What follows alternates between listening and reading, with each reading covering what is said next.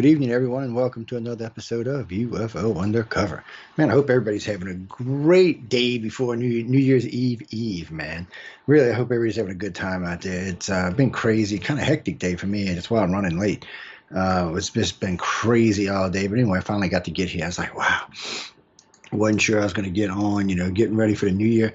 Actually, the station's having a party tomorrow night if anybody wants to come hang out. And you will be able to call in 504-273-7379. You can call into this show later on, but for tomorrow night for the New Year's Eve, it's going to probably go on. We'll probably start around 6 and run past midnight. And, well, we're not going to rule out alcohol, so no telling what's going to get said here. So I just thought I'd let y'all know that. But anyway.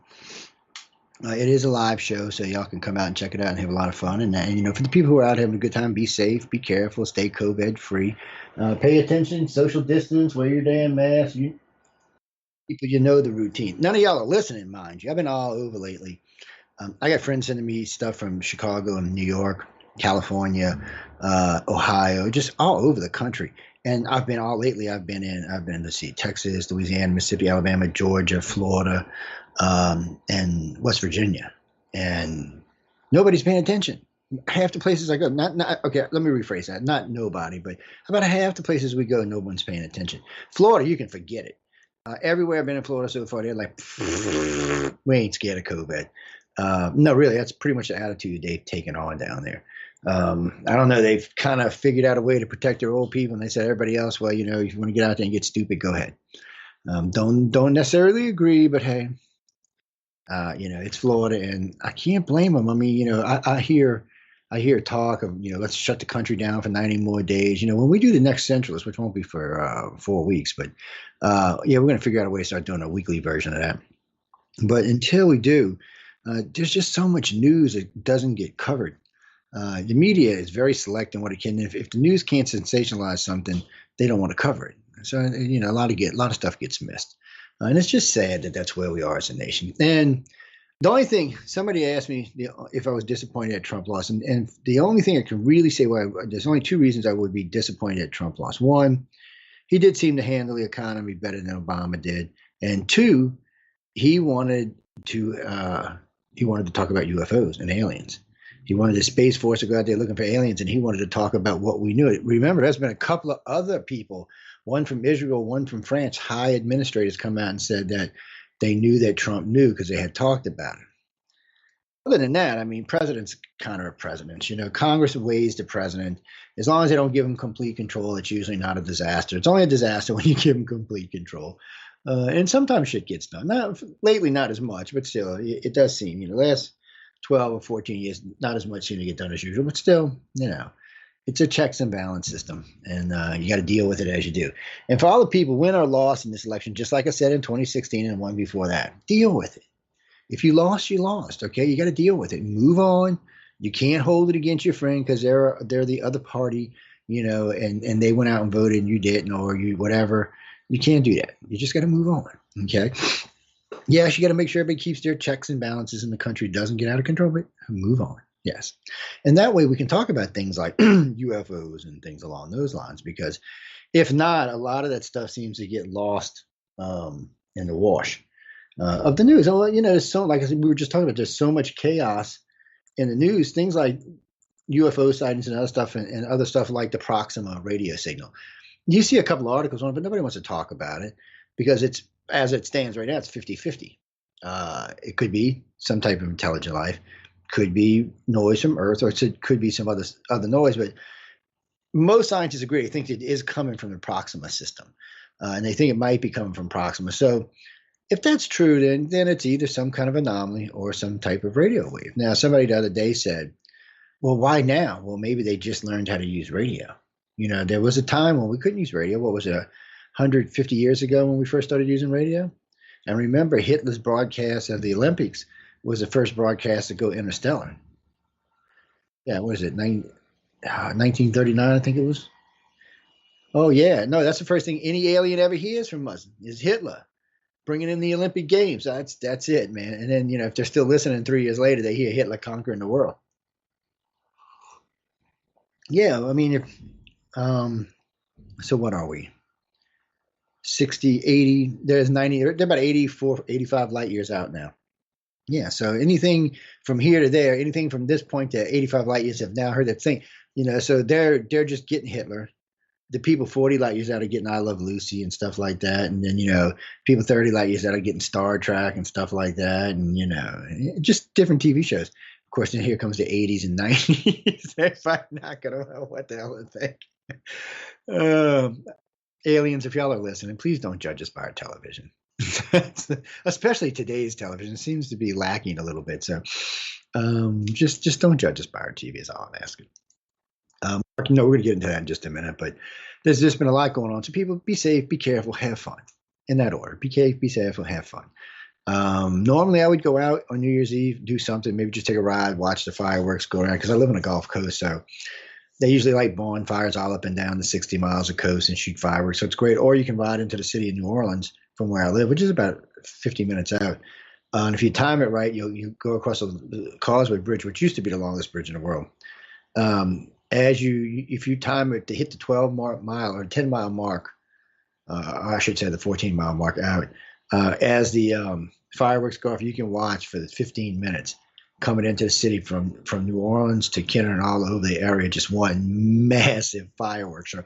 It's crazy to watch. It really is. I don't know why more people don't film it. I'll put it on air before. But the last 4 or 5 years, it's either been foggy or rainy, and they're saying it's going to rain like a biatch this year. So yeah, so I think we'll skip it and hang out at home. So we're going to do radio tomorrow and have a lot of fun.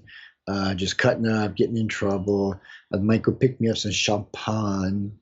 Yeah, some champagne, and, and I have a couple of drinks. No, I'm not drinking bourbon. I might get rude or something if I drink bourbon. Oh yeah, I don't want to.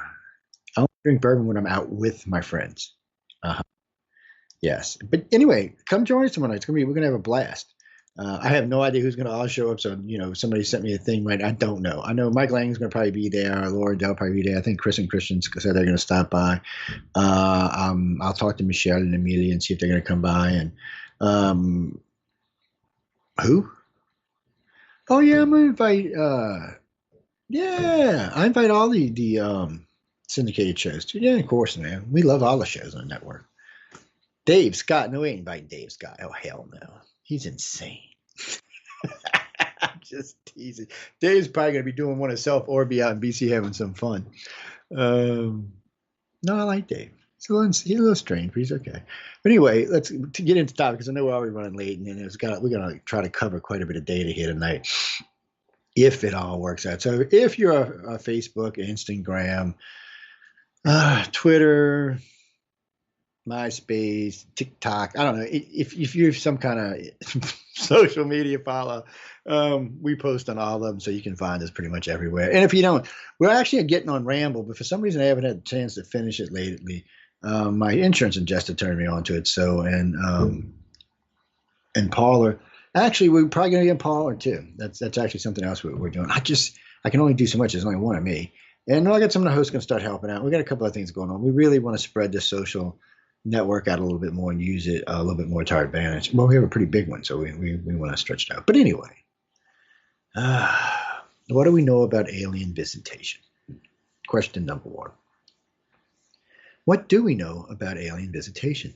It depends who you ask, doesn't it? If you ask one of the Palladian people or one of the Andromedan people or one of the Rebrew people, or even one of the Nephilim people, it doesn't really matter. They will give you this story about these aliens that are coming to this planet that are directly interfering, and it may or may not be true. Who am I to say it's not true?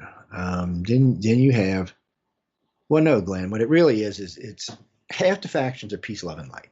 Okay, depending on who you're talking to, they're here to save us, keep our souls safe, keep our brains safe, keep everything safe from other aliens that are here to try to steal them. My problem with all of this is I think aliens might have more things they might want to do than, because humans have a need to make themselves self-important. Why would an advanced alien race, both physically, mentally, spiritually, want to steal any human soul? It would be like digression. It would be like going backwards.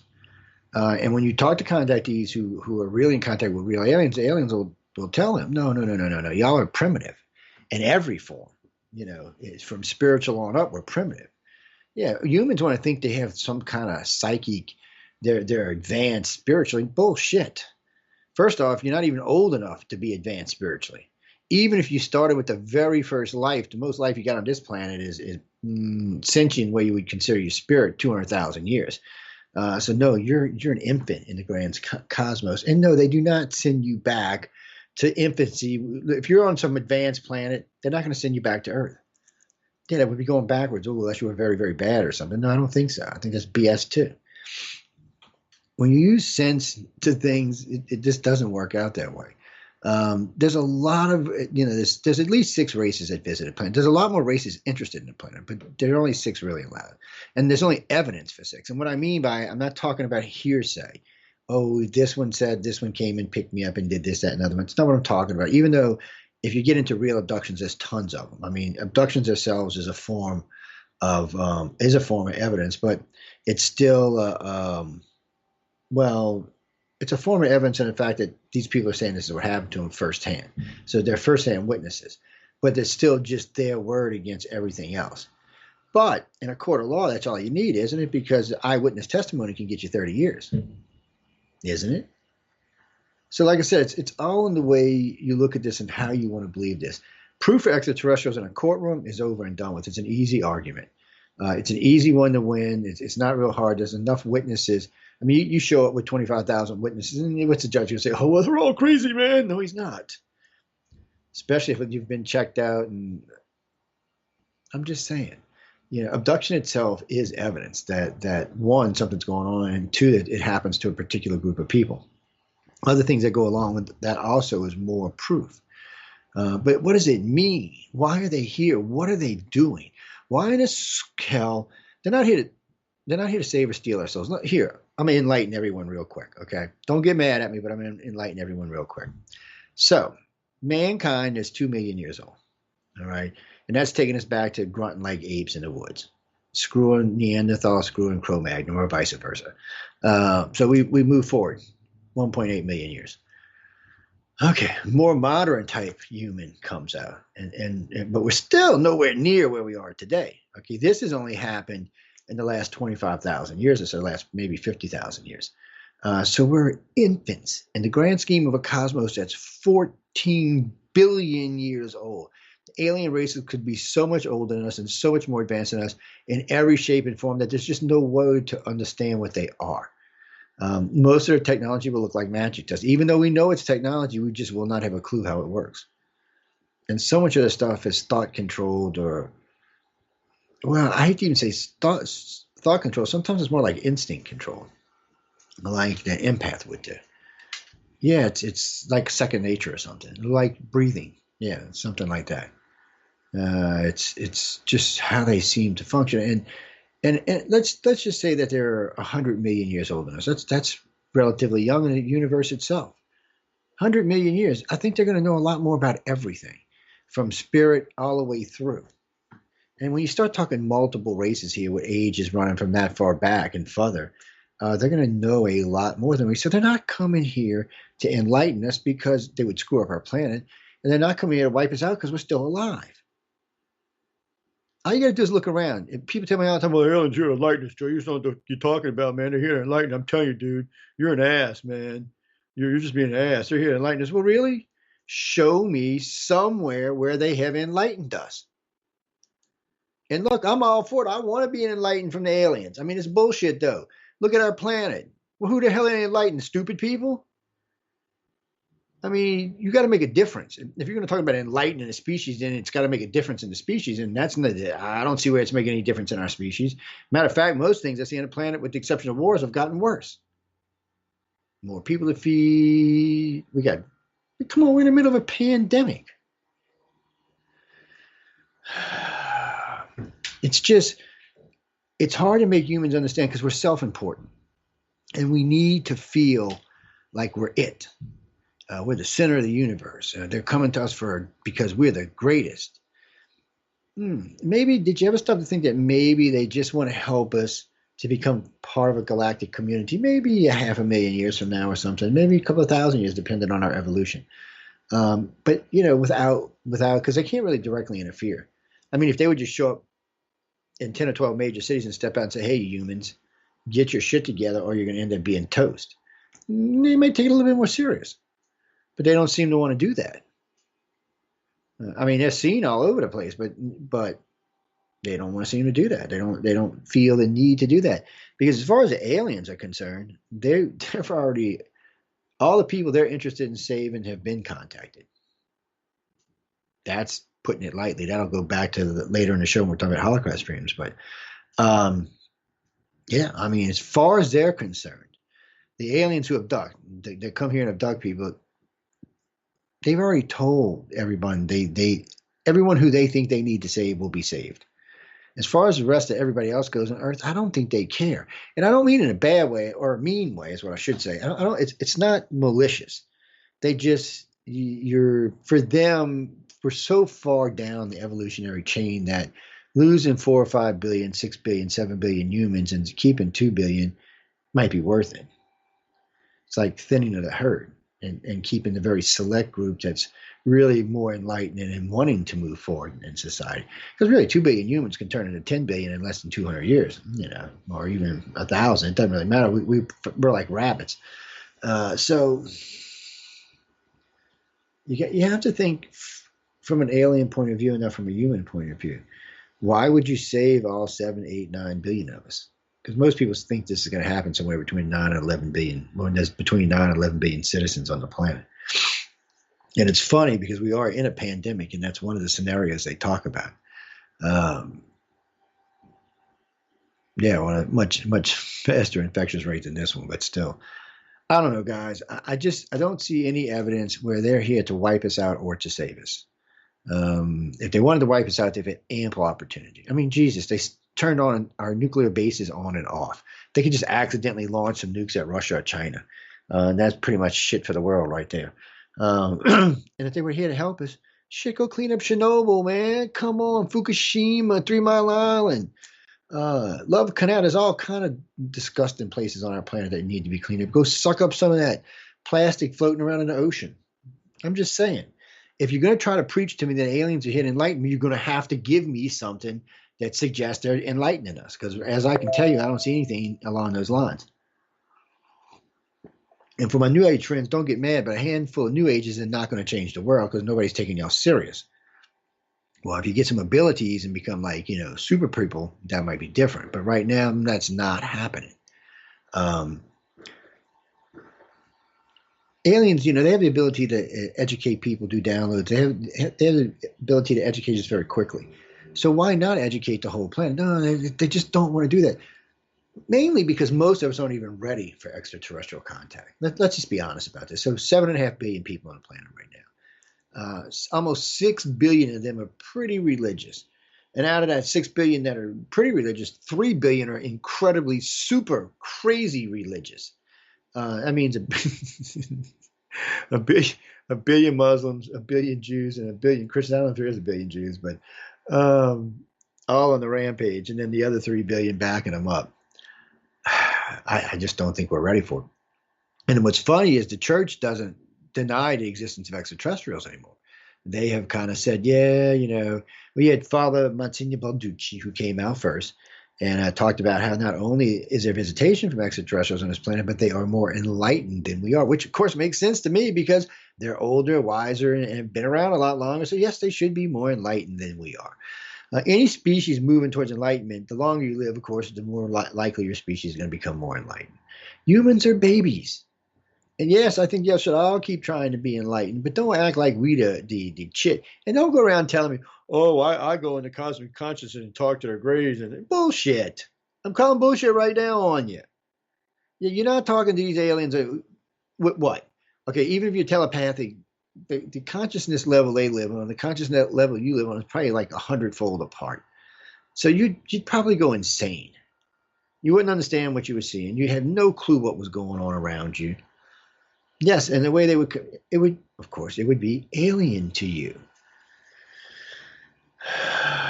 Now, it's not beyond something that they could come down and communicate with you in your consciousness level. Now, that's quite possible. And I don't have any issues with that. Well, because I know all the aliens who abduct keep a telepathic link to their contactees and abductees. Yeah, that's how they track them. They don't, when people just tell me all the time, they use them damn implants. That's not what they use implants when and really, they don't use implants as much as the government uses implants. Well, I don't even like saying the government because it's not really the government. It's more like a subsidiary of the government. Wholly and owned separately and seems to have its own sets of rules. Don't screw with them. I've had enough visitations by them over the years. There's no need to screw with them. And honestly, over the years, if they felt the need to tell me, they'd break into a radio show and just start yapping away. Yeah, it's crazy. We've had it happen more than a dozen times in 2 decades. It's just strange. Or you'll hear somebody in the background say, "Yeah, that's right. You got it right," or things like, "Oh no, no, no." It gets a little weird sometimes. But again, why are they here? And again, they're really just here to help us move forward with moving into just a different plane of existence. And I'm not talking about moving across cosmos, and we're nowhere ready for any of that kind of stuff yet.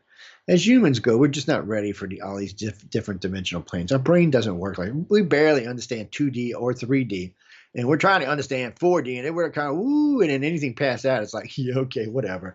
These dimensions, it's just we've got to move. We've got to start to understand things before we can move higher in these areas.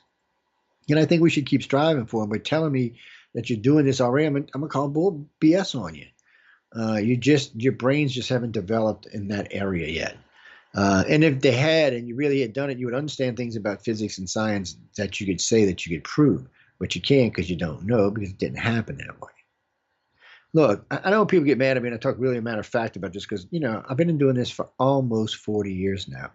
I have personally interviewed more contactees than anybody I know in the field anywhere. The organization has 64,000 cases listed now. Now, about half of those, or a little more than half of those, have been investigated by other directors in the organization, and the rest of those were cases that had already been investigated that had been sent to us either by people we knew or by other organizations. Because we have 5,000 members in Brazil, we got about 5,500 in Malta, and when you spread out like that around the world, we have a huge following in India. We have a good following in China, but you don't hear much from them because their emails are monitored. Yeah, you might get, "Hey, hi, yeah," and something like weird thing over a bridge or something like that. But yeah, because they're interested in anybody else's, and we do broadcast in China. So yeah, I mean they're interested in it. They're seeing shit too. And there's nobody on the planet don't get abducted. I mean, no group that doesn't get abducted. Is what I should have said. But they've been here a long time. This just didn't start out of nowhere. When the humans rode here way back when and interfered with us directly and created the subspecies of humans that the reptilians came in and interbred with and kind of created a species that's here today that later, around 35,000 years ago, the Greys must have entered stage right and introduced Rh negative and took over from that point forward, basically. Yeah, you start before if you look at all the ancient world, if you go pre-Christ, what you're going to find is a lot of creation stories where the reptilians bring creation to the universe and to life or into us. From the Mayans, Aztecs, the Incans, even the Egyptians, even some of the Sumerian stuff, they talk about these reptilians that used to come. And Nemos, of course, the Dogon talk about the reptilians as well. They were very well worshipped and very well loved, and there were these human deities that were very evil. Well, sometime around the time of Christ, or shortly after that, that all seemed to have changed. It all moved forward for the reptilians were now the evil ones, and the humans were peace, love, and light. And when we're talking about humans, we're talking about human extraterrestrials, not humans like us. And they call them human extraterrestrials because in a lot of ways they look like us. And a couple extra digits, a little different shaped head, hair's a little different sometimes, definitely different colored eyes. Pupils are a little different than ours. Yeah, we know a lot about them these days. Yeah. Well, we know enough about ET now that at least on a half dozen occasions since I've been an investigator, they have changed the way they do abductions to try to fool what was going on. Because when Missing Time came out, we learned how to track Missing Time. We learned about cover memories and not cover memories, well, cover memories too. But damn it, trigger memories. We learned about all these things, and as we learned about these things, we learned how to track abductions. Well, ET was like, screw that. So then they started sidestepping. They started taking people physically out of time. And it's like they freeze them out of time in that instance, and they do whatever they're going to do from an hour to a day to a week, doesn't really matter. And then they put them back in, sometimes a few minutes before, which is really confusing. Sometimes 5 or 6 minutes after, but it's never, there's no real missing time in it. Maybe some weirdness with time now. You may have done something that you haven't done in a long time, or done something that you couldn't have done because it doesn't exist anymore. That every now and then that kind of stuff happens, and that's because they loop your memories. They don't even want to use cover memories anymore. They use your own memories now. That's another thing they did because of researchers, is they started looping humans' memories. They found a mundane memory, like a drive to work. If you got a long drive or a boring ride or something mundane, just something you do without thinking, you're not going to question it. They use that as a cover memory. They just loop it. And as far as you're concerned, that's what the hell you were doing. And sometimes they'll make a little boo-boo enough that under hypnosis you can find it, but it makes it a lot harder to find them. That's the whole reason we started the DNA research and the blood type research, is to give us a way to track contactees, to find people. The Gray Reptilian and Human questionnaires and a couple of the other studies from the job studies and a few other studies, and the DNA and the blood types allow us to find pre-abductees.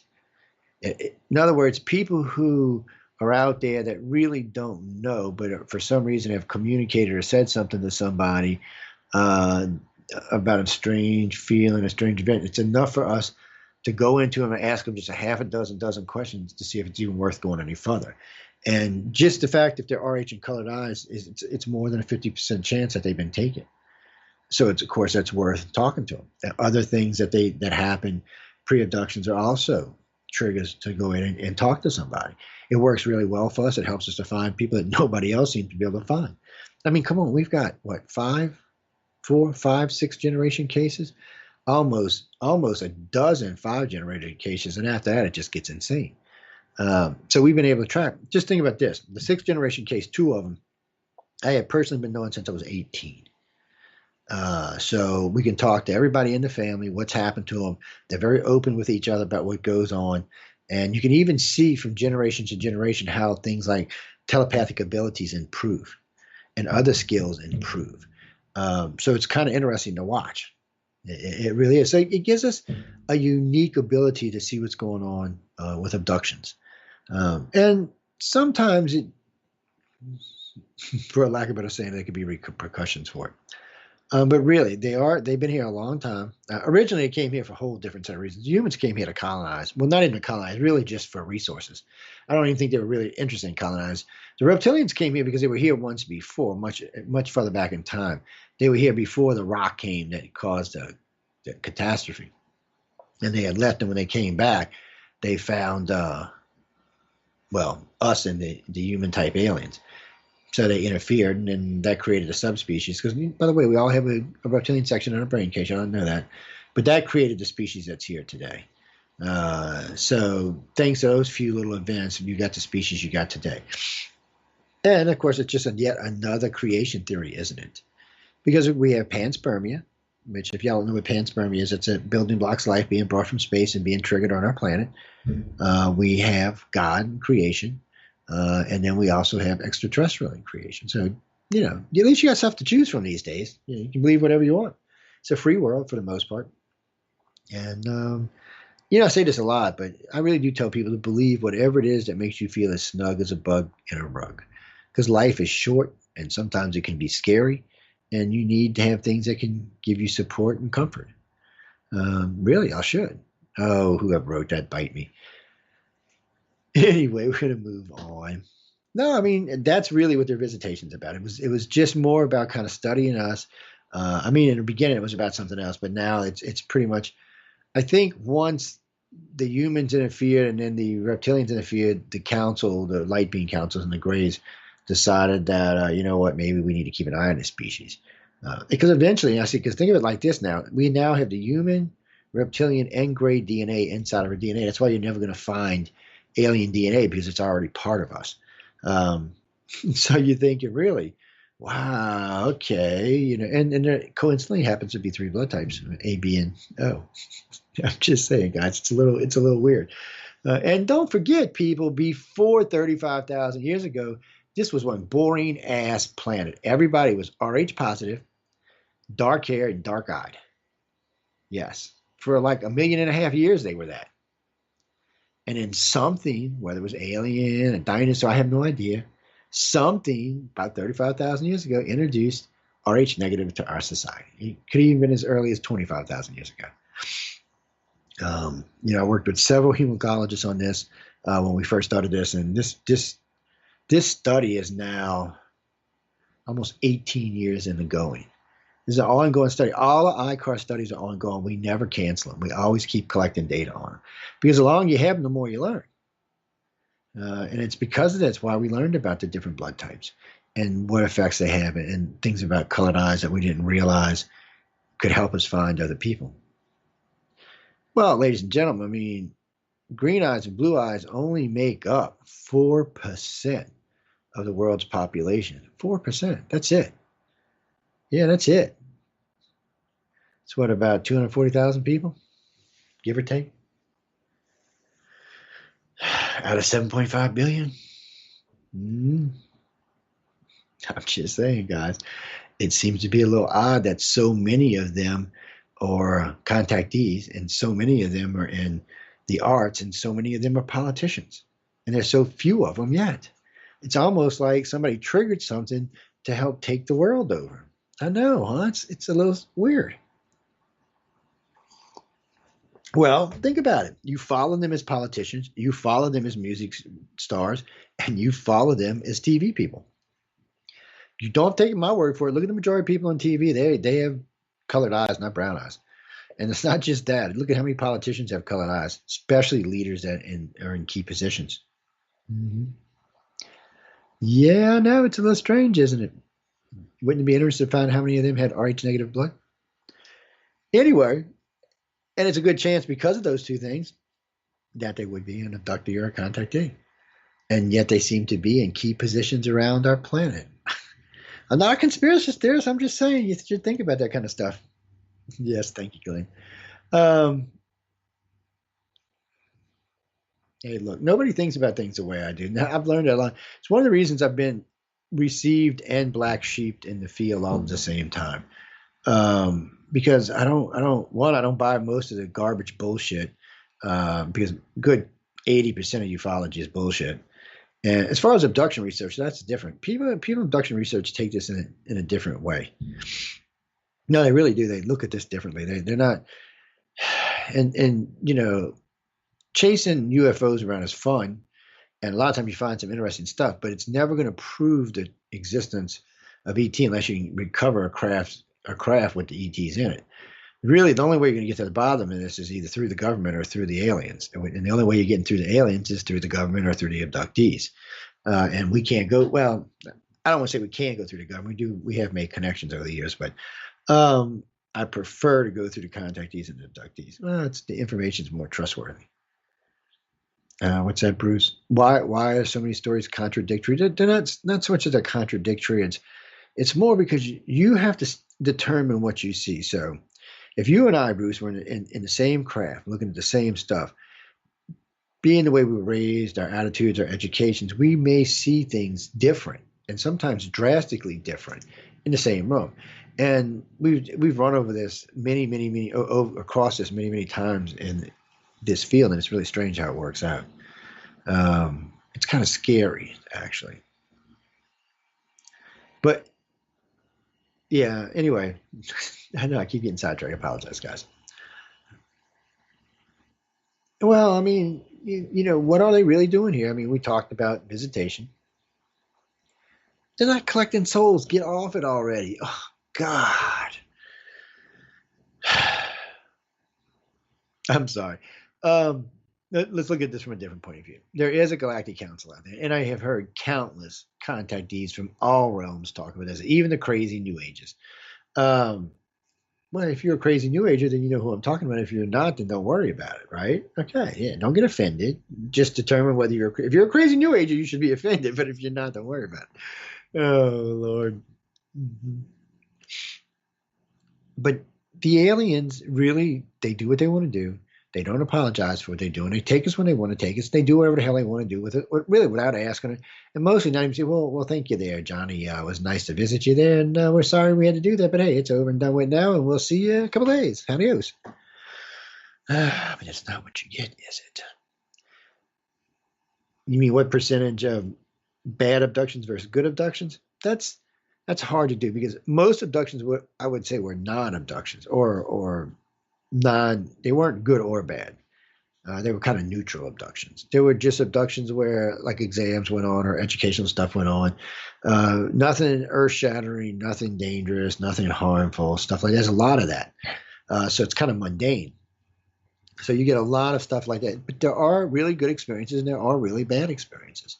But there is all three, So, and that's what's hard to make people understand that, they start you out pre-birth. They take you before your mother has you. They put you after your mom has you, they take you again. And they start taking you through for the rest of your life as long as you're useful to them. And if you turn out to be one of the abductees that don't have what they're looking for, or for some reason you just can't handle it, they'll stop abducting you, but they'll still abduct your kids if you have kids, or if you have kids later on, they'll still take them. Because they're really trying to move us towards something. And people didn't realize this until I started talking about this 20 years ago. So Johnny John's been taken by the great contactee, and his buddy is, and his family is, and so he meets Marsha. Hey Marsha, how you doing, sexy baby? What's up? Ooh yeah, baby. Yeah, what you doing? And then he finds out she's been taken by human. Well, they have kids together. So first off, what alien is abducting them? I would think it would always defer to the Greys, but they might both be abducting them, those children. And then, Marsha's child, John Jr., meets Samantha. They hook up to get together and find out she's a Grey, or she's a abductee of a Grey. Now, they've just had children. Now, what's really great about this is now you've got 3 generations of inbred through these different contactees into a new type of human, because this human now has been messed with by all 3 of these races and is now being either watched or taken or agreed upon how to be handled by these 3 races. So it's a different kind of abduction. It's a different kind of thing altogether. And somewhere along the line, that kid will probably meet another contactee and get married and have children then, and yet have yet another.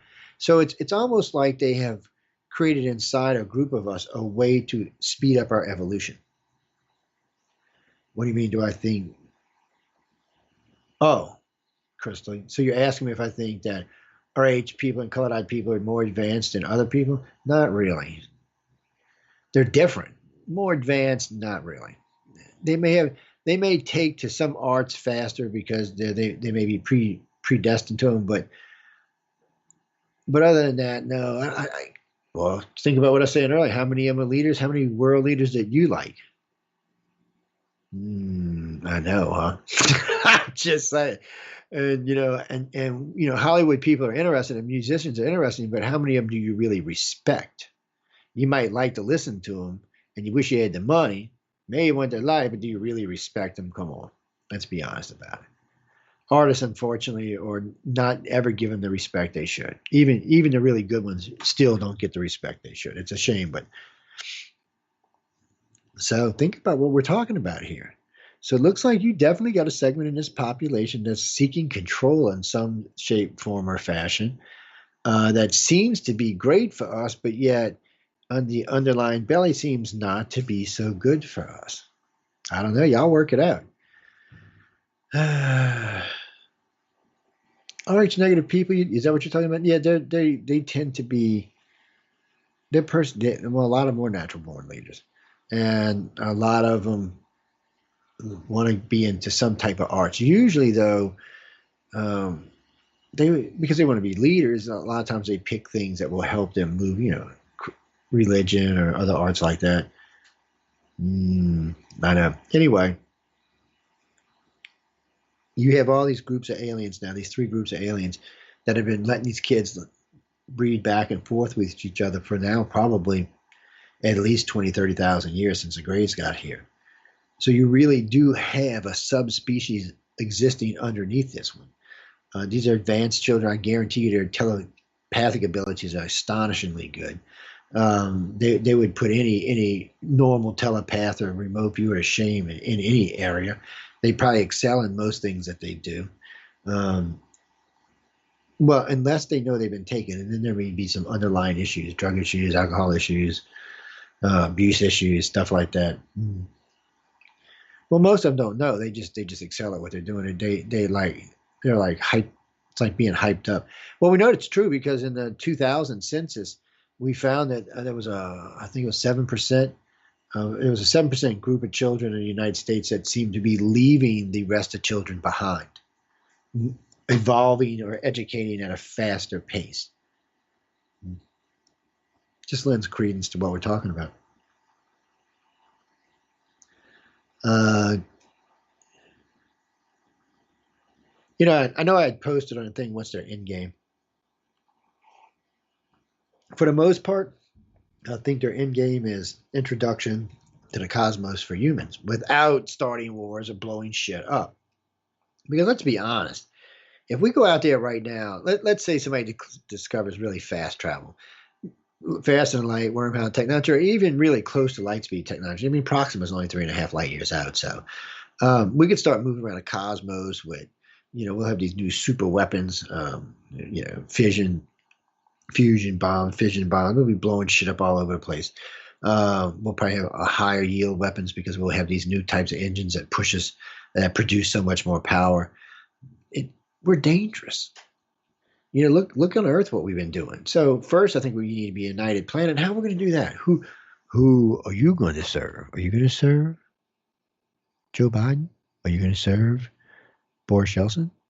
Are you going to serve Xi Jinping? Are you going to serve Putin? Merkel? Egan? Who's going to be your leader? That's the damn problem right there. Who's going to be your leader? Who can unite the planet? Really, who can unite the planet? The Russians might not be as hard to bring into the fold as the Chinese, but it's going to be hard. North Korea, are they coming? I mean, it's going to be hard. There's countries out there that don't want to play nice or be norm, and so we're just not ready. And even the countries that are nice and want to play norm still aren't ready. Yeah. I've been asked a couple of times what would be the easiest way to stop wars, and people always get mad at me because I always say the same thing: get rid of money and get rid of religion. Oh yeah, I mean that's 2/3 of the wars on the planet were fought over. No, we can't get rid of what the last quarter was fought over. Sorry, y'all can't figure it out. Same on y'all, but I'm not gonna say it. But those 2/3 we could get rid of. Get rid of religion, get rid of money. And there goes half, or 2/3 of your reason to start a war right there, out the window. We got to do something. We can't keep going like this. We can't keep racking the planet. Well, we can keep racking the planet. We can go live off world, but it's not going to help us any. Well, I hate to say we can't keep racking it because we can. Whether Gaia will permit it for any longer, I guess, is the real question. It might start being, meteor showers, earthquakes, volcano activity, calderas, shit like that. So I'm saying leave Gaia alone, get our act together. As humans, we know better. And it's not the everyday human, because everyday human knows better. And a lot of, like the pandemic, a lot of the everyday humans are listening.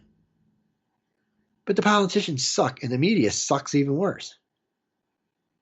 I mean, if they're not trying to panic, fear you, then they're trying to sell you on a line of crap that you know is a line of crap when it's coming out their mouth.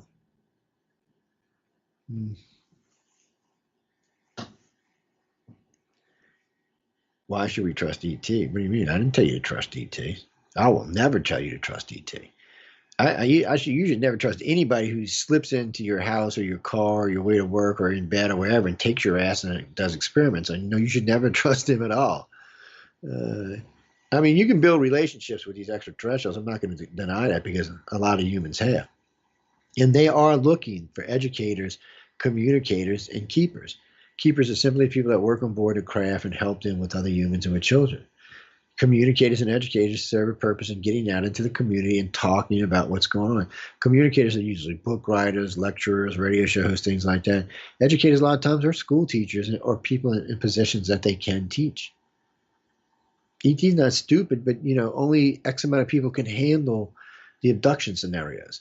Because even if you don't even remember the stuff that happens to you like in your 20s, and you only remember stuff from your 30s up, which isn't really bad or anything, it's still the fact that extraterrestrials have taken you. and you're in, and who are you going to tell? Ghostbusters? I mean, oh, hey, Chris at work, how you doing, man? These little gray guys come in every so. First thing he's gonna probably start smiling or laughing and giggling right there, or just thinking you're a total whack nut job. And it's not as bad today as it was 20 years ago or even 40 years ago, but it's still not conducive to this. This being an abductee is far worse than being gay, as one of my gay abductee friends told me one time. Because I asked him actually, we were all right. I'll tell you real quick. So we were drunk, by the way, and so we were talking about this, and I said, dude, I said when you came out of the closet, it was hard, right? I said, yeah. I said, well, abduction. He said, I ain't never tell you about an abduction. He said, what is wrong with you, Joe? He said, you think being gay is hard? He said, shit. He said, you mentioned the word alien abduction. People are like, what? Oh, you're gay and being probed by aliens? Oh, now we understand. I just started laughing. I was like, dumbass. But the truth of the matter is, it's hard to talk about. It's hard to come out and say, hey, I've been taken by aliens, because people just look at you like you're stupid. I can't tell you how many divorced couples I know because one or the other, was an abductee and came out and told the other one they were, and they were like, you're crazy. I can't do this anymore. And it does kind of consume your life. So if the other person isn't interested in this kind of stuff, or doesn't understand the stuff, or isn't a contactee themselves, then there's probably going to be issues. Well, your kids are, unless they're stepkids, they are, and even sometimes stepkids are, because sometimes you marry into families that are already abductees. Well, they kind of group together in sort of ways. It's one of the things we were doing with the DNA research. Well, I'm gonna probably do this on a bigger show, but I can tell you this: we've tracked alien DNA back to sources in different countries or different areas. I don't want to use say countries, because back when this existed, they weren't countries. So we know specific areas that contactees were probably originally taken from. But we learned something even more interesting. Get this shit.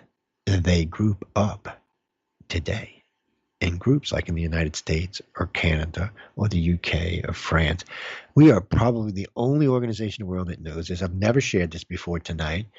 And we can actually find groups of abductees because they like to get in the same areas together. Maybe the aliens just make them stay there so it's easier to take them all. I don't know. But it wasn't something we knew until just recently. Oh, you like when I get up on the mic, you freaks, you. Oh, no, it's growing back. I shaved it off. You see? Look.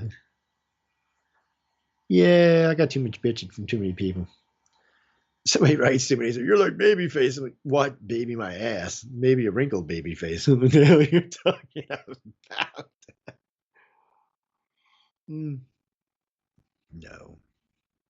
No. Anyway, since we keep seeming to get distracted tonight. So, recap real quick.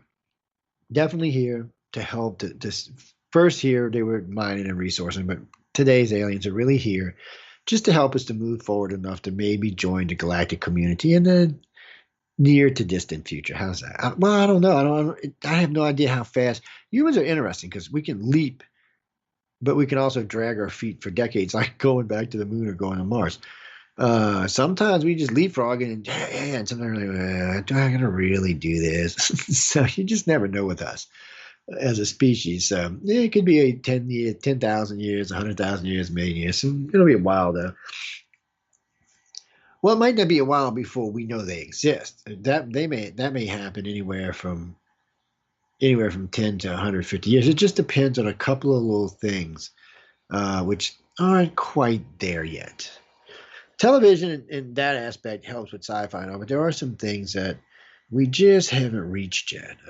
Like I said earlier, we're very religious, and there's nothing wrong with being religious if it helps you in ways you should be.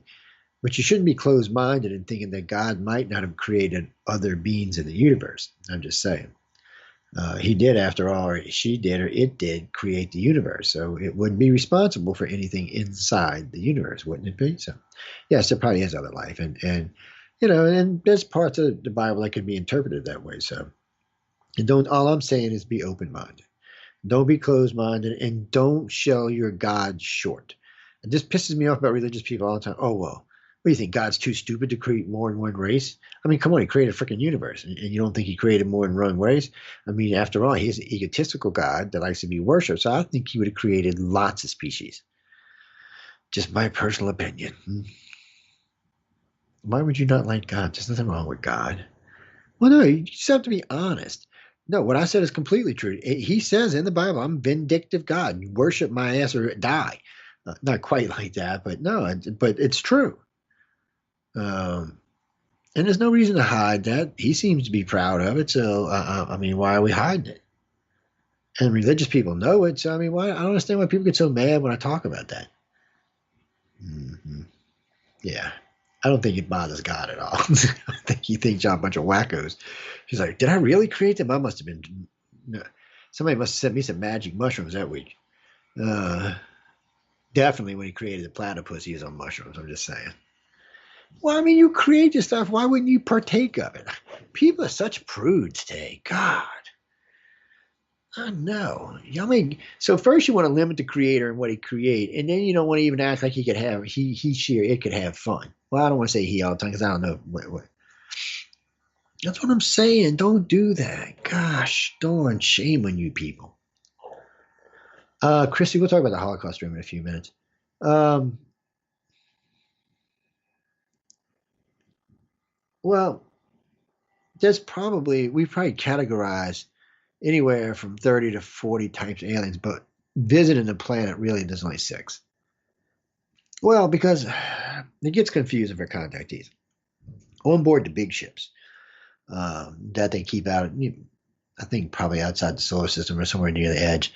Um, when they bring people there, there's lots of types of aliens there. These extraterrestrials, all three races that keep a big ship here or near, there's multiple races living there. Anywhere from, like I said, 20 to 50, even maybe more than that, are living on board these ships. These ships are huge. They're bigger than our freaking moon. They're cordoned off. They're beautiful. And be honest with you, if most contactees tell me you can't even tell you're inside because of the way the light is and these rolling waterfalls and these beautiful trees. And they said the air is so crisp and so clean that you know it can't be natural, at least not on Earth. So I find that kind of stuff interesting. But yeah, no, there's lots of races there, but they're not here. They're not allowed to come here. It would be too confusing for contactees, and it would be too risky for the aliens because sooner or later, that many races, somebody's going to get caught. Yeah, somebody's going to get scooped up or caught by the government or by an inductee or a contactee. So no. The races come here that are allowed to abduct are the Greys, humans, and reptilians. That's the only races allowed to abduct. The light beings may come by every once in a while, but they can't really possess humans like people think because they would burn them out. They may be able to take a piece of themselves and use that to partially ride along with you, but possess them is a whole different thing because if they could get their whole body into yours because they are pure energy, they would probably burn you out in a matter of seconds. So they're a very advanced race. As far as anybody on this planet would be concerned, they would be gods. If we didn't know they were light beings, we would think they were gods. I mean, they can manifest thought into energy, into form, into shape. They can travel through space and time without craft. And they can pretty much take any shape, form, or fashion they like, even though they tend to like to be non-shaped blobs. I guess it's comfortable to them. I have no idea. And they're just energy. People speculate like a form of plasma. I have no idea. They just say they admit that at one point in their past, more than 1 billion years ago, maybe even longer than that, more than 2 billion, because they come from a galaxy that died. They're not even local. Well, let me rephrase that.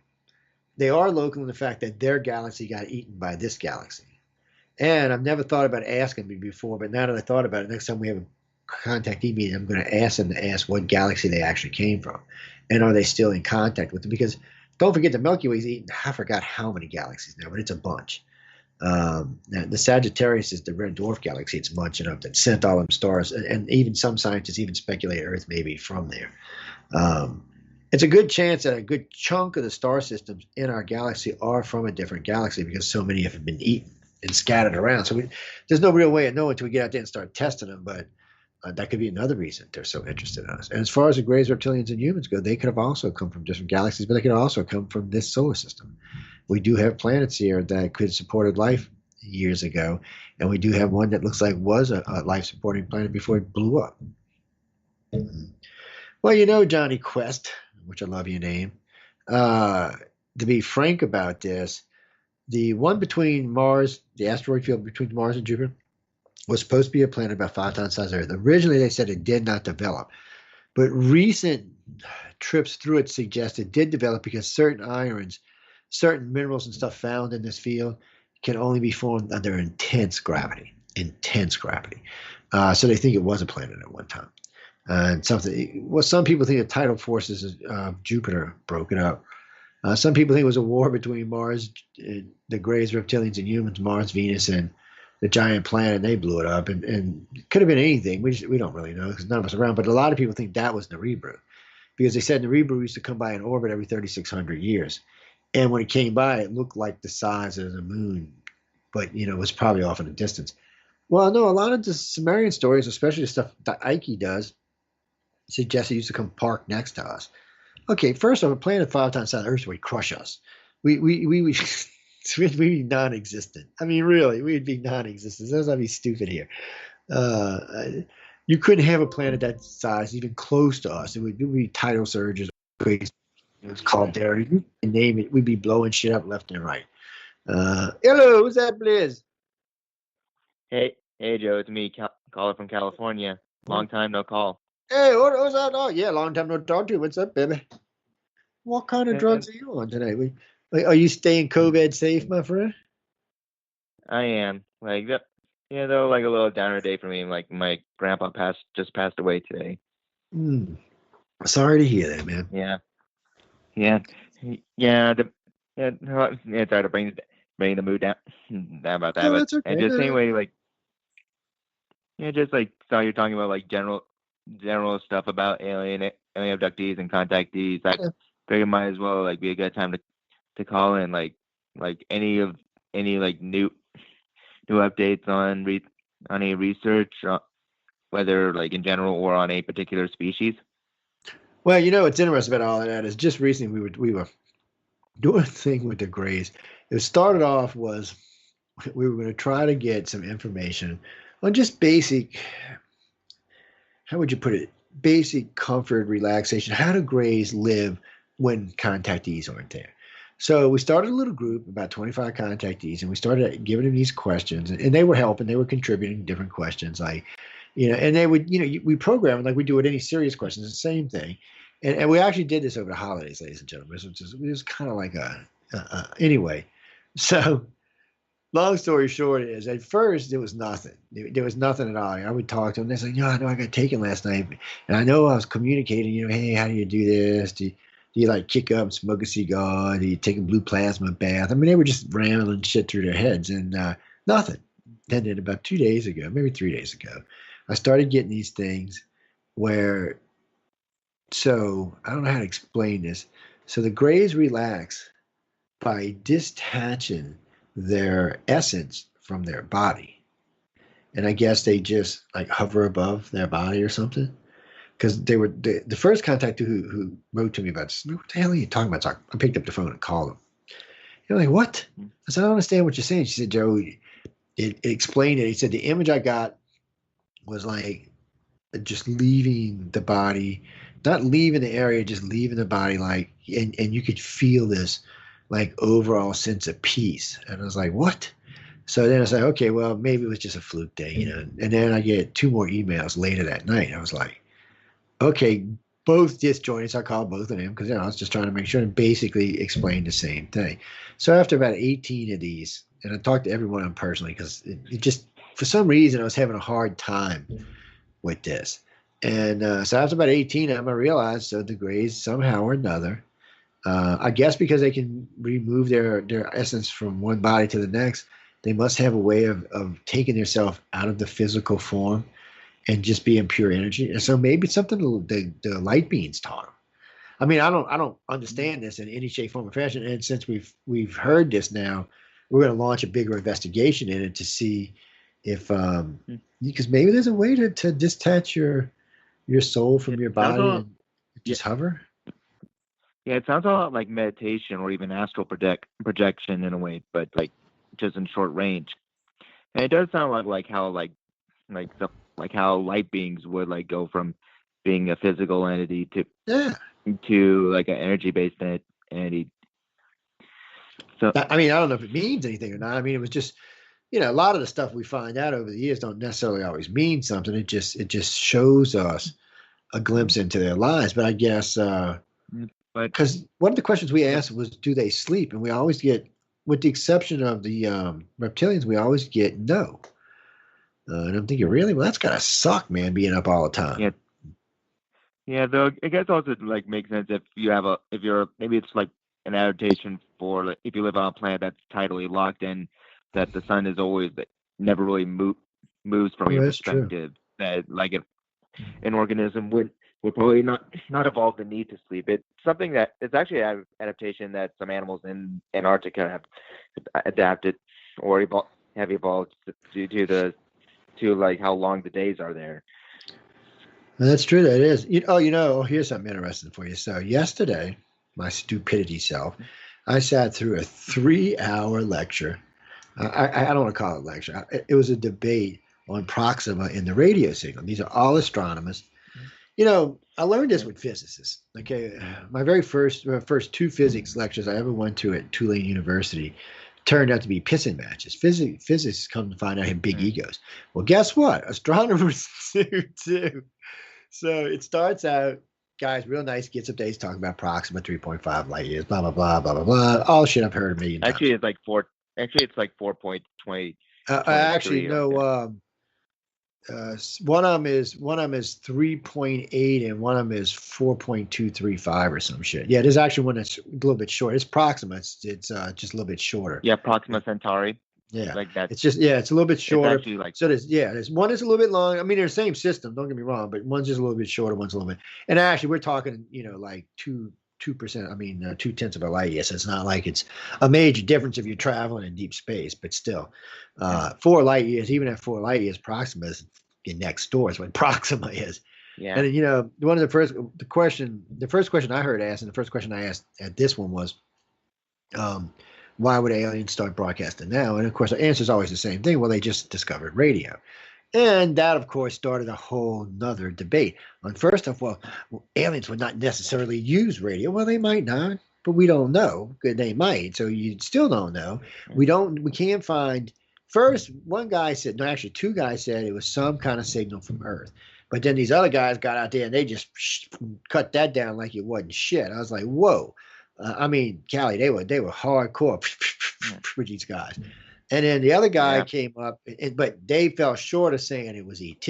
They said, well, maybe something in Proxima, something new's happening. Maybe the sun's being weird or something, something we haven't yeah, seen before. Maybe it triggered it off. So then the other guy yeah. comes up and So says, yeah. it's more than one signal. Oh, yeah.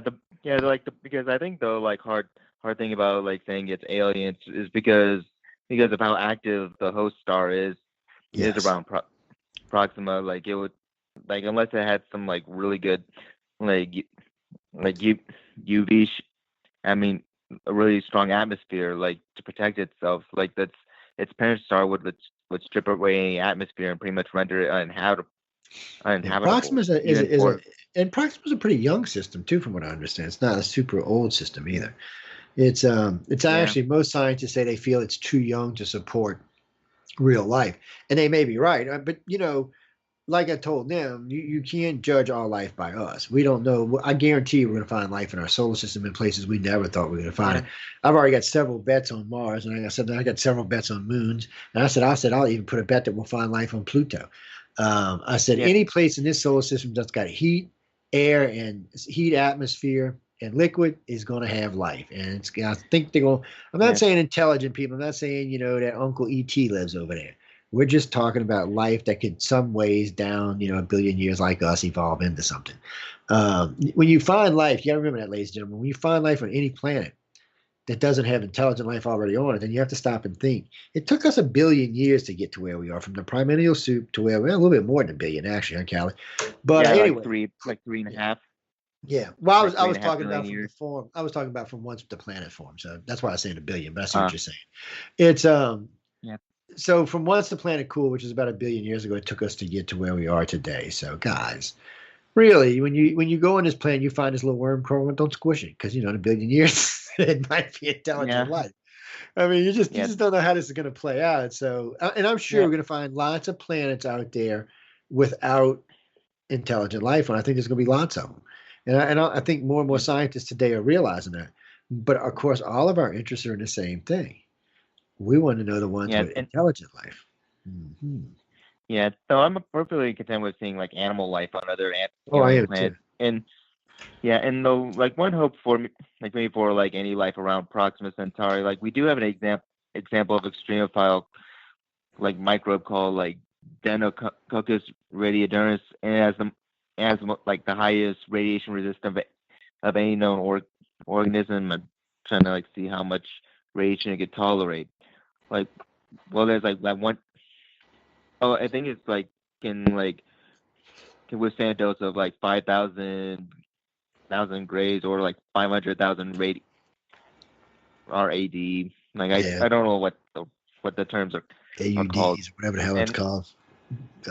yeah, yeah. So like there's that, and also like or like one adaptation that life around like red dwarf stars that release a lot of radiation is being biofluorescent, converting UV light into visible light. So like having life forms that glow in the dark. So Oh yeah. Well, I think we're gonna find a whole host of different kind of life. It's yeah, but it's going to be different. And Marcus, to answer your question, I just need to come up on the board. See, I'm with Callie.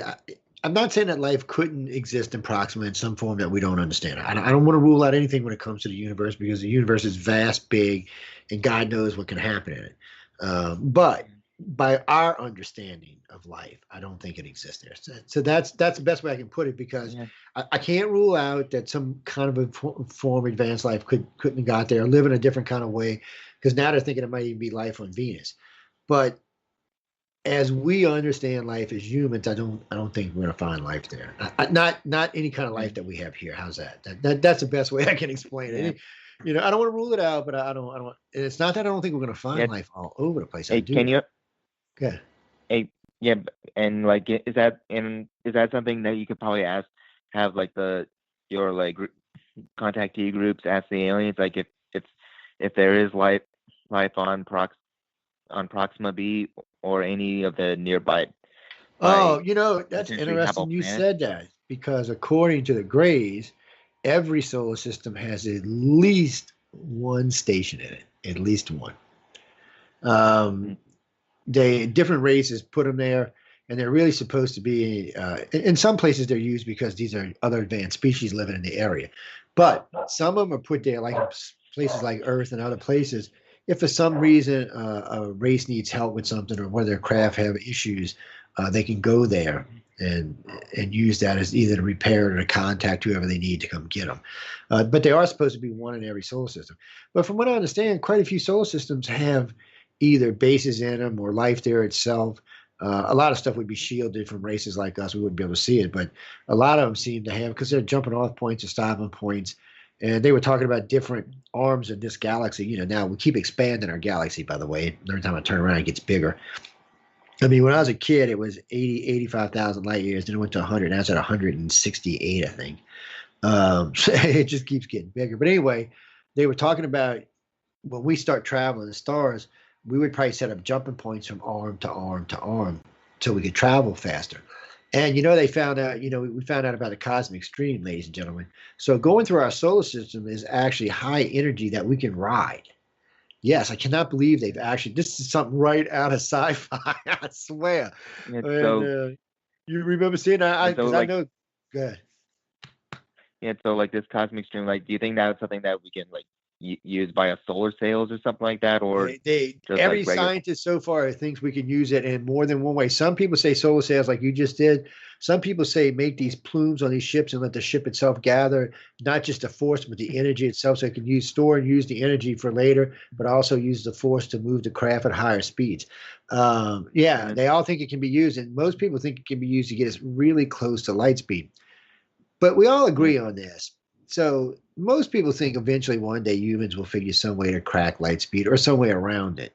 My problem has never been with Yeah. light speed. I do think we can create a reaction mass big enough to achieve light speed.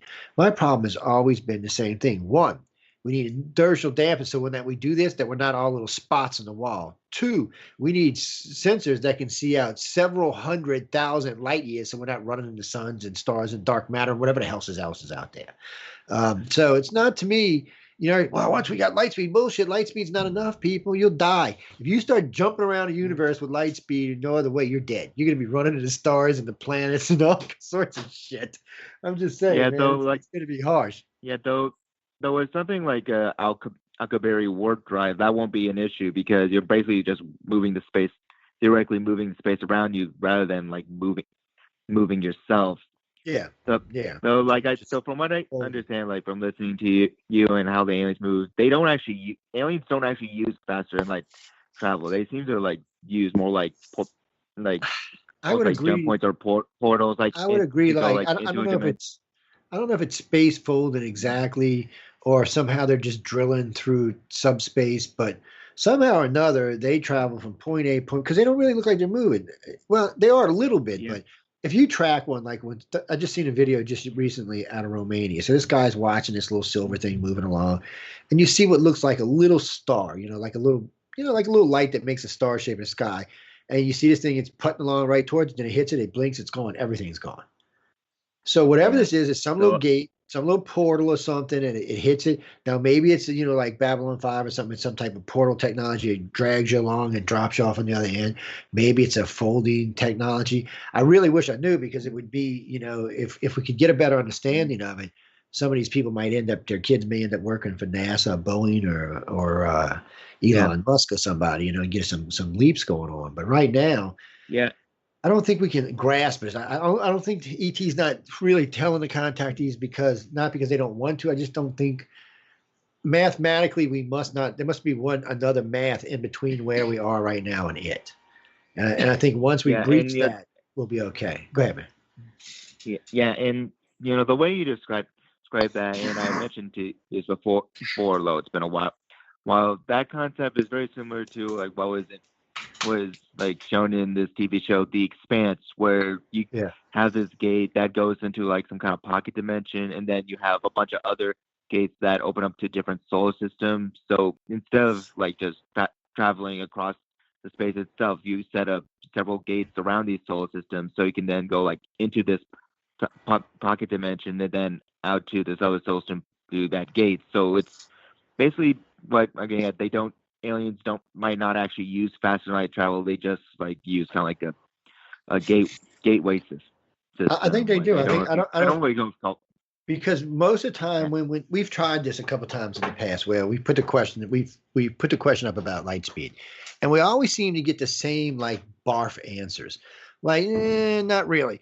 It's almost like, yeah, we do have a light speed drive that we might use to jump from solar system to solar system, but that's not how we travel throughout the galaxy.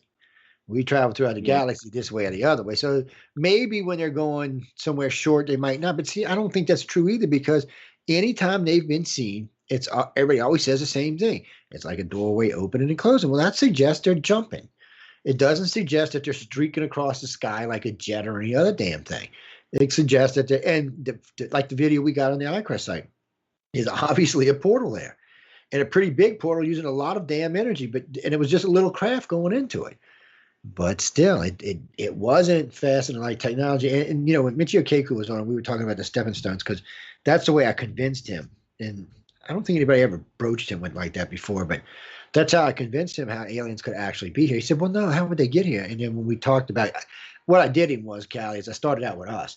I said, "Well, Michio, I said, sooner or later we're going to build a base on Mars. Well, first we build on a moon, then L11, then Mars, then out there in the asteroid belt, probably two or three of them out there.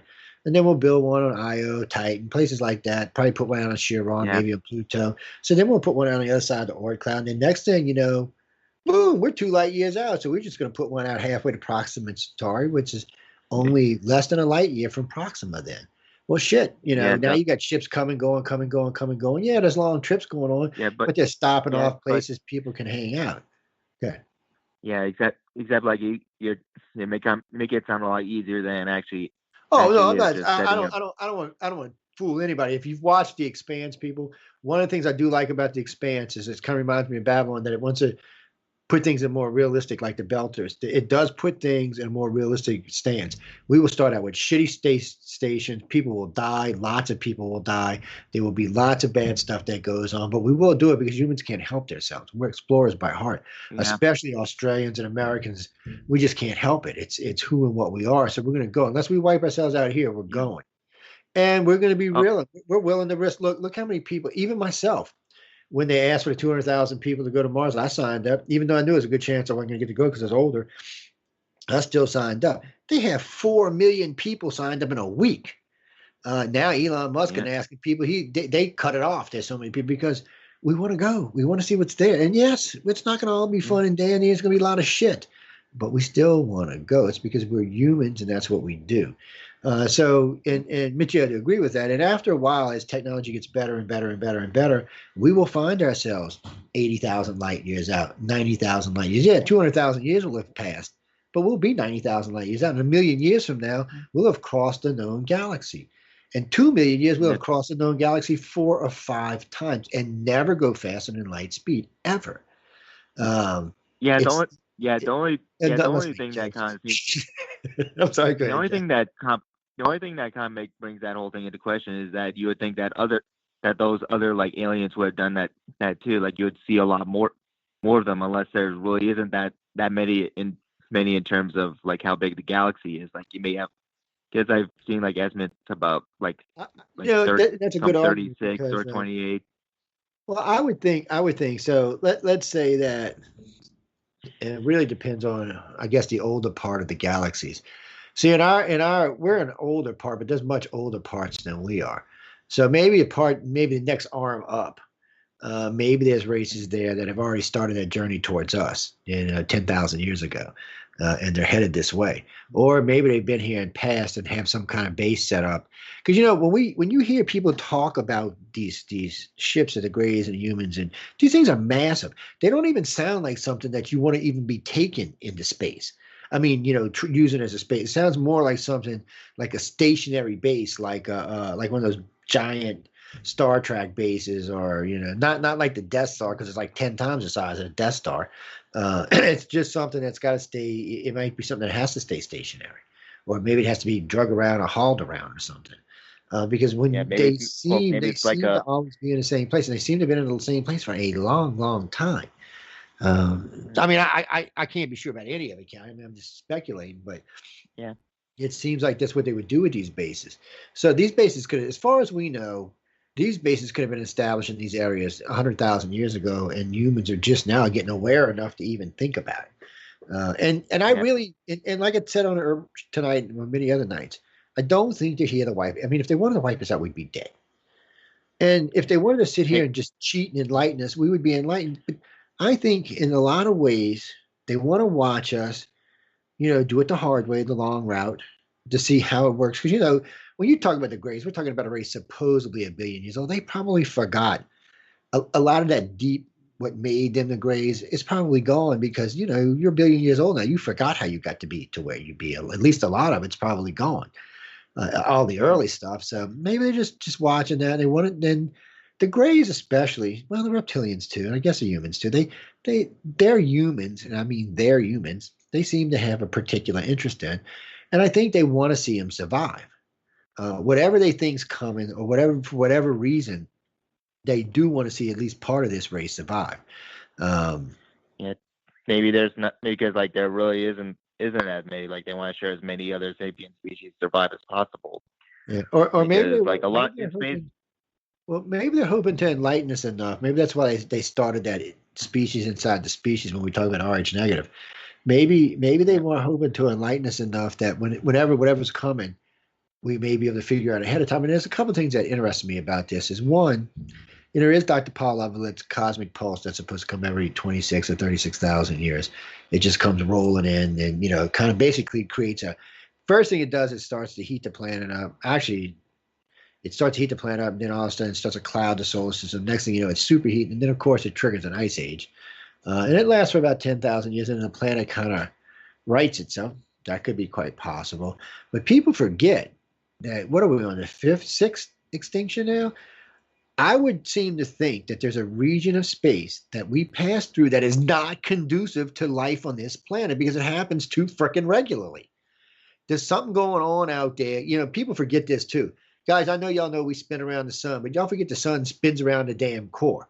And it's traveling along, going up and down and around the big elliptical area. No telling what the hell we're passing through. I'd have to go look, John. I actually don't remember. I used to know it, but I really don't remember what the actual time of the orbit is. It's a long time, I can tell you that. Yeah. And it could easily be running. There might be like a mass of red stars we got to go through, or some crazy blue giants or white dwarfs. I mean, there's no telling. And there's a lot of stuff that kills animals and humans. People, let's be honest, we're fragile creatures when it comes to the universe. And Yeah. yeah, I'm just saying, and it's just speculation, guys. It just seems like with 6 mass extinctions in 1 billion year period, actually less than a billion, if we're going to be honest about it, it's like 650 Yeah. million, 700 million years. You got to wonder what the hell, what's causing this, what's triggering this. And yeah, asteroid in one, maybe in another one, maybe a caldera. I mean, there are natural occurring things that can cause this, but I just find it coincidental. That's all I'm saying. Yeah. I could tell Well, you. then again, we don't have any other planets to compare this That's to, like very outside true. of our solar system.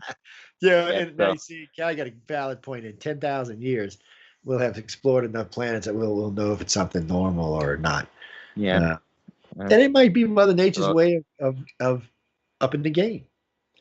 You yeah. know, Hey, hey, did you see the article I posted about like the COVID bill including a 180-day countdown for the Pentagon to like make UFO disclosures or like release what they know about UFOs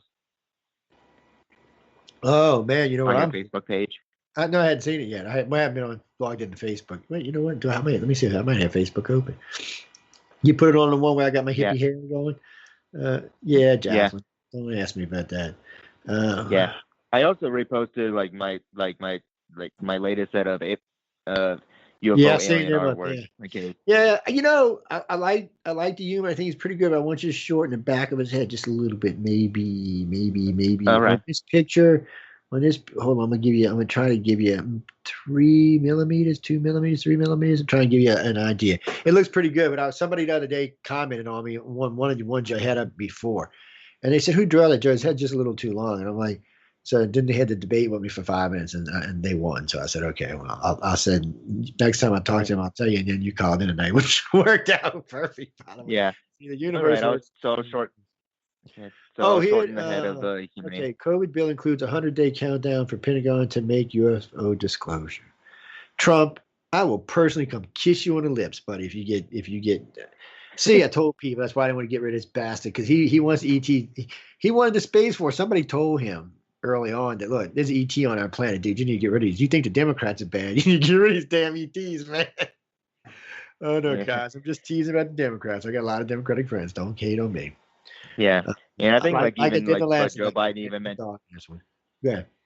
Yeah. Even like we heard something about like Joe Biden like calling a group of like calling starting calling a group of the Space Force the Guardians or something Oh like my. that. I know. First he said he I was don't going know to the get rid details. of it, and then he said he was going to. I don't know what he's going to do.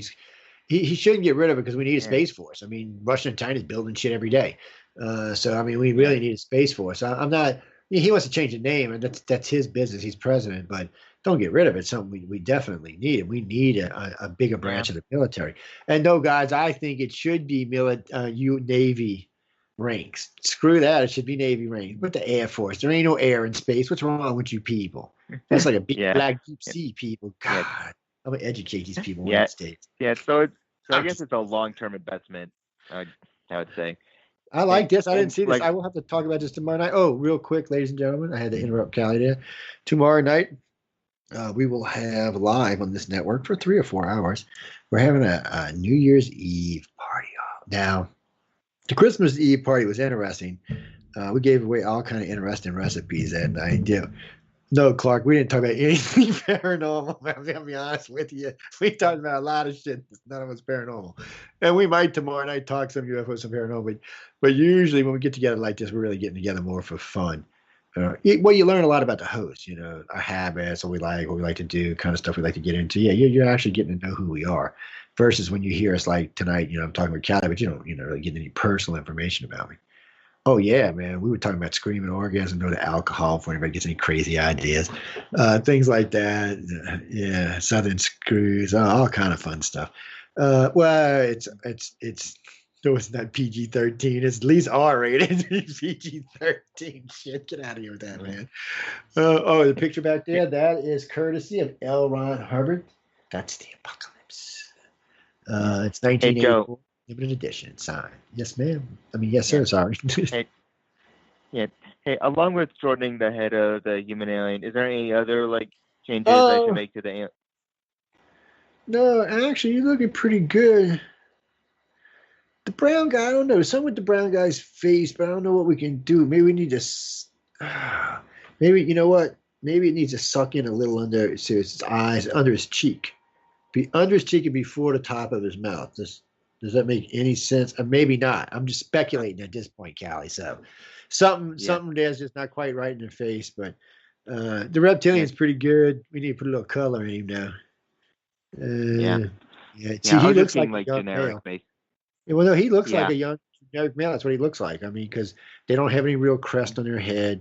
They don't have any tails yet. They might be getting a tub or something, but there's usually a little color on the chest plate and the breastplate, and Okay. sometimes you start to see a little in the thighs and the kid. Well, sometimes like along the muscle rims, and there may be if you do like what looks to be scales but not scales. Everybody always calls them scales, but they're not. They're just round splotches Yeah. of different sizes and shapes. Sometimes some of them are colored, sometimes they're just a regular color, whatever the skin is. So Yeah. it's dark range. No, people, we post these. Yeah. Cal's been posting these for us for years. It's just if you see something you recognize, or if you see, well, a light beam can take any shape, guys. We've talked about that more Yeah. times than I Yeah. can. I was just trying to give. Yeah. I was just trying to give the light being an interesting pose Yeah, there, he and was like just, he's like, yeah. yeah, come to me, baby. Yeah. Go And I to, have a and I had the gray like climbing down the light post because I yeah, I remember like see that that. was like a counter. And by doing that, somebody the other day, somebody said something about grays maybe related to geckos. That picture kind of makes it look that way. And guys, Yeah. we don't know what the grays are related to. Okay, some people think it's bugs, some think it's lizards. They got these weird eyes, and they got the big part almond is patches, but their eyes are still big underneath. They're not as big as the patch, but they're Yeah. big, bigger than human eyes. And I don't like to give too much away on that, but you could call Yeah. them black-eyed And children if you wanted to. Mhm. yeah, though I don't think it's really accurate to try to compare them to other like other life forms Well, no, on you Earth. can't. Like they have You like can't because I don't think they have anything. I don't think there's anything they naturally evolved to. Reptilians you could argue with if they didn't say they were older. If they said they were 50 million, 100, 150 million years old, then you could kind of say, yeah, maybe they came from Earth. But dating yourself yeah, a quarter billion, half a billion to a quarter billion, no, you're too far back in our history. Now, granted, yeah, and people, well, our history may have started later than I think, but not that much later. I don't think scientists are yeah, that. what I meant was like comparing it, trying to compare like similar life forms to them. Like, because reptilians, like the closest thing I can think of them being comparable to are like synapses or proto mammals, like less than actual reptiles and amphibians. And for the human aliens, I kind of like the more I learn about them, like kind of get a bipedal ungulate feel from them. The tall whites, like, but I actually like used to shoot this idea down, but like the more I think about them, they're actually kind of have some avian characteristics, like the way their legs are, and if I remember correctly, like having instead of having teeth, they have like a solid plate on the inside of the mouths for the bottom and lower jaw, which kind of like a beak covered with lips, and instead and and like very light hair on their hairs, like not very long, so like and that might be like more akin to down feathers than fur than Yeah, hairs. I So I couldn't, because of a couple things I've seen on. You can't rule out that they had some kind of bird or something in the bird family relation. That's the yeah, thing when you start talking about these different races, people always want to assume, well, they had to come from like a primate, but that's not true, ladies and gentlemen. Primates were stupid in the beginning too. Have you ever talked to a rhesus monkey? Yeah, I'm just saying, guys. yeah, In the long run, there's other animals on our planet that are actually smarter than primates are. One of them being a yeah, dolphin. So there's lots of things here that you could use. Well, no, there's birds on this planet. I wouldn't say they were smart, but they're really good at mimicking. Like crows Well, and you yeah ravens. yeah crows and parrots. Yeah, Yeah, and parrots. Yeah, they're good. They're not stupid, but they're not like thinking creatures. But the primates and dolphins can work problems, and there's a couple of other animals on the planet. Elephants can work problems. So there's other things that, given time, could evolve to those same levels.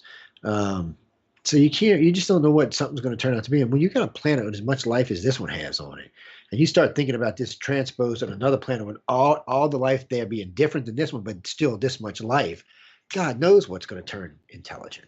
And you may, like in yeah, the Star Trek series and the Enterprise series, you may find planets where there's 4 or 5 different species that have evolved. It was possible here. We went Cro-Magnon, Neanderthal going on. We don't know what else. There's been speculation of several others, sub branches. So they could have all been slightly different variations of the original, or all been separate entities and evolved in a different way. But the problem with that is we don't know here. But if we find that on other planets, it would be interesting. It would help us maybe understand some stuff we don't understand, because no one can quite grasp. Evolution is always a great thing to talk about because it's such an argumentative thing that you can't argue that evolution doesn't exist, because evolution definitely exists. I mean, only a fool would say it doesn't exist. But yeah, trying to say that man evolved strictly from an ape and 2 parents in Africa is almost ridiculously impossible to prove, because it contradicts what we understand about human DNA. 2 parents yeah. couldn't host a population. Except nobody, no serious scientists say it's just two apes. Like it's Well, evolution no, always no, they occurs in always say the same population. thing. They had to be at least an original breeding pair. Now, personally, I would have thought there would have been a group that somehow would have came up Yeah, together. Like a couple of thousand, something like that. Because I don't even know how you could have yeah. survived on the That's African plains unless there was a couple of hundred or a couple of thousand. Because the lions and the hyenas and the damn everything would have ate your ass. So there had to have been yeah. Well, multiple yeah, groups. yeah. And I do and agree that is, and that's what like from every time I research or like read the latest stuff about human evolution and stuff. It's always been that way with groups like primates in general. Like we've primates have always been social creatures, so it's kind of impossible for anything to evolving from primates to not have evolved from groups. Yeah, So but there had to be larger groups. And originally, we're talking about these small little families crossing the savannas. That would have never happened. yeah, Lions and tigers and just cheetahs now, they would have just been just food. They would have never well, survived. except Even except that apes don't go crossing the savannas. Even gorillas don't go crossing, walking across yeah, savannas, but because they get their ass eaten. and yet you have things like baboons and Yes, monkeys and but bourbon monkeys that baboons live on the travel in grasslands. packs of 200, 300, and they're big. They're big apes, and there's a bunch of them. And So we they and outnumber we them. So have that evidence you got to do it that way. That's the only way you can survive that. But then, and we then have you've evidence got the argument of how did 300 intelligent apes evolve at one time? Well, they didn't evolve one time. People, that group evolved. That one particular group evolved over a couple of thousand years. But there were probably other groups besides those. Most yeah scientists now agree that there were probably different groups of primates, maybe sharing a common ancestry, but in different places of the planet evolving around the same time, because there has to be yeah that I don't that crossbreed. Without that, yeah our human DNA would be too snagged. Well, it couldn't even support this population that's here today at 7 billion. It would be a yeah very I don't sick, know retarded population. So we yeah know the there's a much closest thing I larger get population at the start. We just don't know how and where. yeah Yeah. yeah we don't yeah I don't know about like across the planet. Like the closest thing you get to that is Well, interbreeding with Neanderthals I and didn't mean Denisovans. globally. Because we don't know, when all this started exactly. So I don't mean on a global scale, Yeah but it was probably something that crossed like Europe, the Middle East, and Africa. There were probably groups ranging through those yeah areas because they're all connected. But yeah and there were in the Americas, that would yeah have been and there different. were like yeah and there were like I think if I recall like so far there's like seven species of Australopithecines that existed for over the span of 3 million years It's been a while since I years, read and it. then 7 does yeah, it's sound. just been we're constantly discovering new species upon us Well, and like filling in the they gaps do more now and more. believe So like that. it'll be a matter. So give it Yeah. time. Give it Well, they time. We'll do. They learn. do believe now that there was probably a separate species that evolved in South America. That's probably what bred with whoever came across the land I bridge. So they don't exactly know how they got there. Well, the reason why is because most people don't realize this, but South America and Central America are 98% O blood. Doesn't happen anywhere else in the world but there. And they have a large group of them have a different type of skull than any else found anywhere else on the planet. So it suggests Yeah, that there was a I've get separate evolution there. Now, where they came from, maybe a boat fluted over from, in a storm or something. No telling. I mean, you can't rule out that something from Africa came over to South America because by boat it ain't that far. And in a big storm, you can get yeah there in a couple of days. So you can't yeah. rule out Though that I stuff learned the hard happened there. But I yeah. don't, Though I learned the hard I actually learned the hard way that suggesting that it's kind of a racist thing to suggest because well, and also it's kind of problematic because there have been massive genetic studies of like indigenous Americans in both the North and South America, and and it's actually more like more coinciding with the land bridge theory. But so like I could see like but where like you it could have just yeah, it just since they've does been seem I that there was a uh, group here prior to the land bridge. That's all. Just there's some yeah suggestion now that there was somebody here prior to the land bridge, but it still doesn't mean they're not related to whoever came over. That's the weird part. It yeah just sounds more like yeah that it was a large family that came over because of the yeah blood type like being the same. I mean, yeah a large yeah family. and actually like fun fact even though like those populations are largely largely type O blood, like negative is virtually non-existent in the Americas. Oh, it is. So It's. You're right. It's. yeah, I think it was eight and that's percent. It actually kind of a was weird either thing 8 or 9%. Yeah, but what's even weird about this is we know the Spanish came and interbred with the South Americans, um, yeah, and still their blood type is still even today 98% O. But people remember Mexico is not part of South America. People get confused about that for some reason all the time. Mexico is North America. Somebody just wrote to me just now and said, "Oh no, Joe, but Mexico's not like that. It's South. No, it's not South America. It would have been Central America, but it's actually North America anyway." So just so y'all know that. For some yeah, reason, it, the indigenous people who live below North America, seem to be. They definitely share common ancestors. That's all we can tell you. For sure, where it came from, how it got there, was it something maybe a land bridge before the one that we're talking about now? Can't rule that out either. We're talking about and science gets stuck sometimes. They want to talk about a land bridge ten yeah, thousand years ago, but 100,000 years before that, they could yeah, have been one. yeah, like then also like you're in the grips of the ice age. So like the Yes, traveling by boat to get to the Americas, like that's not too out too hard to believe. Like you'll have lower sea levels because of all the water being locked in ice and stuff. So it'd be a lot easier and to you'll have do. shorter And shorter and water to cross. yeah, and like I meant brought up like how like RH negative is virtually non-existent in the Americas. Like I find that like the reason I find that interesting in relation to ufology is that like you mentioned before that the people who are most commonly abducted are people who are And negative, and and yet we like you have a good amount of people who are abducted in South America, but they even though they're type O, they're not RH negative. they're not. So And like we that's we something. got a research program going on down there, just to see what percentage of our contactees have South American origins. Um, Yeah. our positive contactees, not our non-positive contactees, because it was suggested at a meeting just recently that it's 17% of the 35%. I was like, that's half. I was like, well, that's pretty significant if that's true, but I won't know probably for a couple of months because I'm not the one sorting through the data, somebody else is. But Yeah. and it does take a lot of time to read all that stuff. I mean, you can cheat a Yeah. little bit with the database by typing stuff in, but anyway, I know we got to go because Michelle DeRoche is Yeah. coming up next, the Yeah. fabulous, and she will put a spell on both of us and make us talk like monkeys and shit. So, I don't want to do that again. Oh, the other day she said you better watch, and then I had a craving for bananas all day. I was like, damn. And she's part of that Beat Your Husband Canadian group. Oh my God, Callie, one day I got to tell Yeah. you about these Canadian women. They are abusive, man. Lord have mercy. They just Uh, beat them in and cage them up. Oh my God, put straps on them. I don't even want to know what's going on, man. It's scary sometimes. But Callie, thanks for yeah. calling in. Guys and girls, we got to go. Yeah. Thank. Any moans, groans, bitches, complaints, or anything nice, you can write to me at icarcox.net. We got a lot of stuff going on. Don't forget the Christmas party tomorrow night. I also will be on. I work with we do a lot of stuff with the L. Ron Hubbard group and the Writers Awards they give away every year. And John Goodwin and I will be on Monday I mean, Jesus, I'm in a brain dead. John Goodwin and I will be on Friday from 5 to 7 p.m.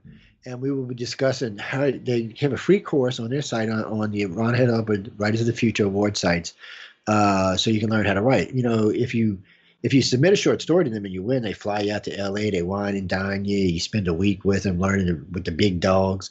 It's a lot of fun. They're Even really with good. COVID, If COVID's like going this even year, they'll be doing. They skipped it this year, and they're going to try to do it sometime, between April and July, because they got to have two award ceremonies this year. But they're a great group of people. John and Emily are fabulous people. I love talking with them.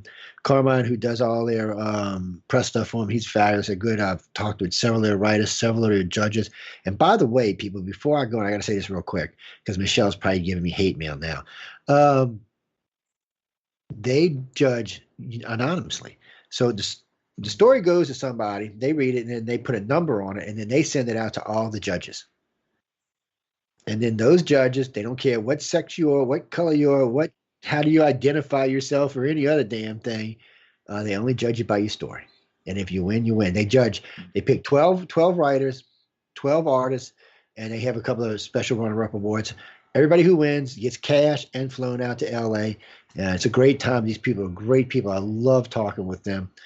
They're fabulous. I can't wait to talk with them. But I'm taking the course myself. I'm about three quarters of the way through it. I always bitch about can't write. I've got to say, I've actually learned some stuff.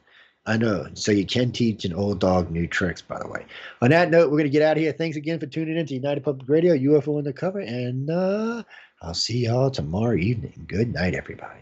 Dun, dun, good night. dun.